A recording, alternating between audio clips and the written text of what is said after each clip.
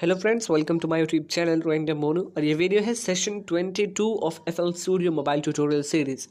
इस वीडियो में मैं आपको बताऊंगा एक वोकल को मास्टर कैसे करते हैं या एक कंप्लीट वोकल प्रोसेसिंग कैसे करते हैं FL स्टूडियो में। तो चलिए इस वीडियो को शुरू करते हैं। लेकिन उससे पहले अगर आपने पिछले सेशंस नहीं देखे तो डिस्क्रिप्शन में आपको प्लेलिस्ट के लिंक मिल जाएंगे, आप वहाँ से सेशंस को चेक कर सकते हैं। और अगर आप इंटरेस्टेड हैं तो और भी ऑडियो सीरीज़ मैंने बनाई हुई है, like audio basics, audio N-Track 9 Pro और FL स्टूडियो की पूरी सीरीज़ आप चेक कर सकते हैं। और लेक्सिस ऑडियो एडिटर की पूरी सीरीज़ फुल डिटेल ट्यूटोरियल मैंने बनाया हुआ है, आप चेक कर सकते हैं। चलिए पहले मैं बताता हूँ कि मैंने जो वोकल लिया है वो कैसा है, आप सुनिए खुद। मैंने मेट्रोनॉम पे रिकॉर्ड किया है, मेट्रोनॉम बंद कर देता हूँ, ठीक है, सुनिए। के समंदर में उतर जाने दे। आवाज़ मेरी है गंदी है थोड़ी सी, लेकिन ठीक है, चल जाएगा। आपको जस्ट इलस्ट्रेशन के लिए देना पड़ता है। तो अब यहाँ पे पहले आपके पास EQ का ऑप्शन होता है, तो पहले आप EQ करें। आप कोई सा भी EQ चूज़ कर सकते हैं, आपके ऊपर डिपेंड करता है आप कौन सा EQ यूज़ करना चाहते हैं। तो मैं यहाँ पे चलिए ये यूज़ करता हूँ।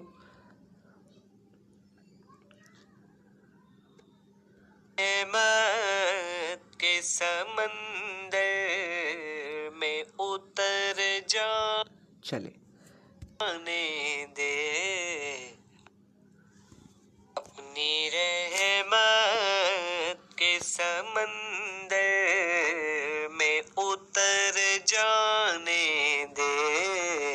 अपनी रहमत के समंदर में उतर।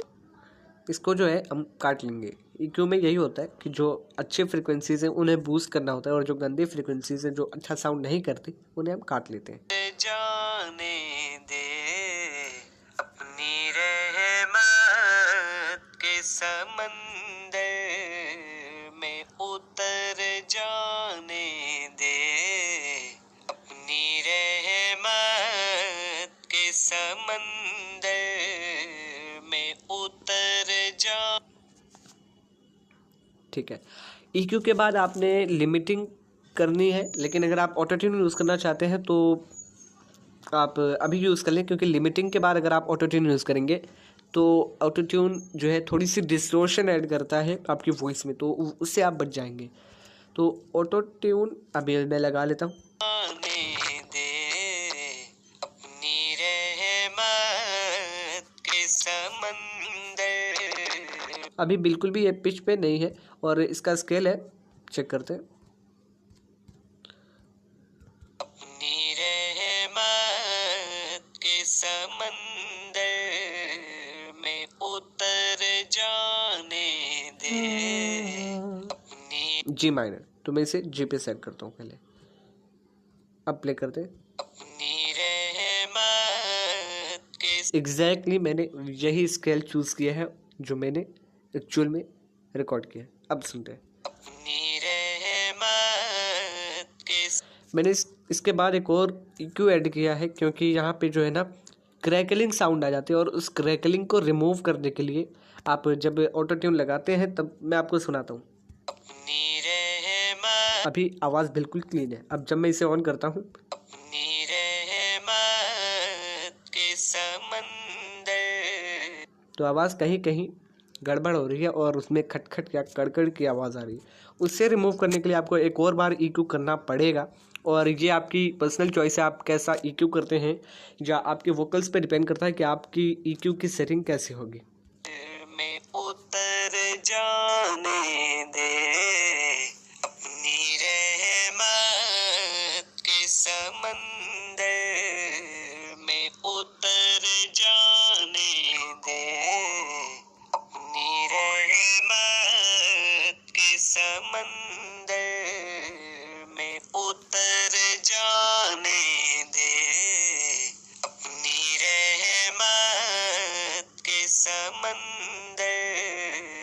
उसे हम रिमूव नहीं कर सकते। और अब आप यहाँ पे लिमिटर लगाएंगे, यानी आपकी वोकल को एक लेवल में सेट करेंगे। अभी अगर आप लिमिटर को बंद करके सुनेंगे ना, तो आप देखें वोकल कैसी यहाँ पे अप डाउन होती है। अपनी रहमत के समंदर में अगर आप वेव फॉर्म पे एक बार नज़र डालें तो मैं जूम करूं, आप देखें कितनी ज़्यादा अप डाउन है। इसको हम फ्लैट करने के लिए या बराबर करने के लिए हम लिमिटर का यूज़ करते हैं। अब मैं लिमिटर में जो है एक पर्टिकुलर लेवल सेट करता हूं। पहले मैं चेक करता हूं लेवल कहाँ तक जाता है। -6 या -8, तो मैं -8 तक ले चलता हूँ। चले, अब यहाँ पे रिलीज टाइम फुल करता हूँ। आपकी अपनी चॉइस है आप कैसा यूज़ करते हैं और आपकी क्रिएटिविटी है कि आप कितना अच्छा कर सकते हैं, ठीक है। और आउटपुट गेन मैं कम कर दूंगा 0 dB से, जिससे जो है ना डिस्टोर्शन कम हो सके।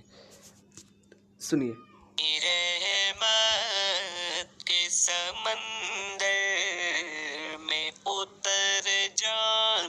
अब -1.6 से ऊपर बिल्कुल भी नहीं जाएगा लेवल, क्योंकि यहाँ पे मैंने वही सेट किया हुआ है। अब आप यहाँ पे चाहें तो स्टीरियो वाइडनर यूज़ कर सकते हैं, जिसको यहाँ पे स्टीरियो राइजर कहा जाता है। तो इससे आप कम स्ट्रेंथ में यूज़ करें, वरना फिर लिमिटर के पहले यूज़ करें। मैं थोड़ा सा सटल इफेक्ट दूंगा, ज़्यादा नहीं, और इसका कोई मतलब है नहीं वीडियो में, क्योंकि यहाँ पे मेरा साउंड सिस्टम जो है सिर्फ मोनो चैनल रिकॉर्ड करता है, क्योंकि एंड्रॉयड 10 का सपोर्ट नहीं है। मैं बाहर से ऑडियो रिकॉर्ड करता हूँ। अगर एंड्रॉयड 10 का सपोर्ट सितंबर में आ जाता है तो उसके बाद आपको ओरिजिनल इंटरनल साउंड रिकॉर्डिंग देखने को मिलेगी मेरे चैनल पे। और Realme C2 मेरा डिवाइस है जिसमें बहुत ज़्यादा डिले हो गया, वरना मुझे अब तक एंड्रॉयड 10 का अपडेट मिल चुका होता। ठीक है, अब यहाँ पे स्टीरियो वाइडनर आप यूज़ कर सकते हैं, ये आपकी पर्सनल चॉइस है। एक बार चेक कर लेते हैं लेवल ज़्यादा तो नहीं हो रहा, ज़्यादा हो ही रहा है, ठीक है। तो अभी मैं इसे थोड़ा सा और कम कर दूँ।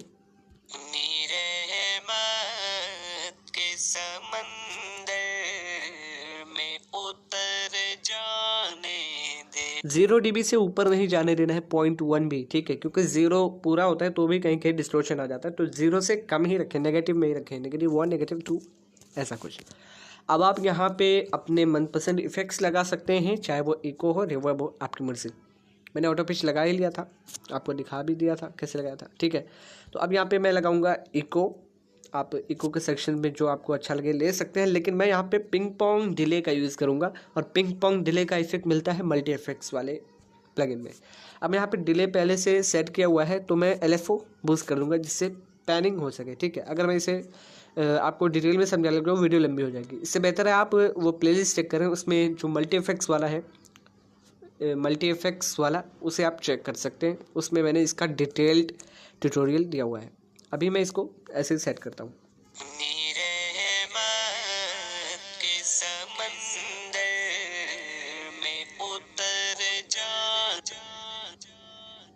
चलें, ठीक है। अब आप यहाँ पे रिवर्ब भी लगा सकते हैं, आपकी मर्ज़ी, आप लगाएं या ना लगाएं। जैसे आपकी जो ऑडियो है जैसे बेटर साउंड करती है वैसे आप उसे रहने दें। ज़्यादा ओवर एडिटिंग करते हैं तो भी प्रॉब्लम हो सकती है, तो ओवर एडिटिंग से भी आपको बचना चाहिए।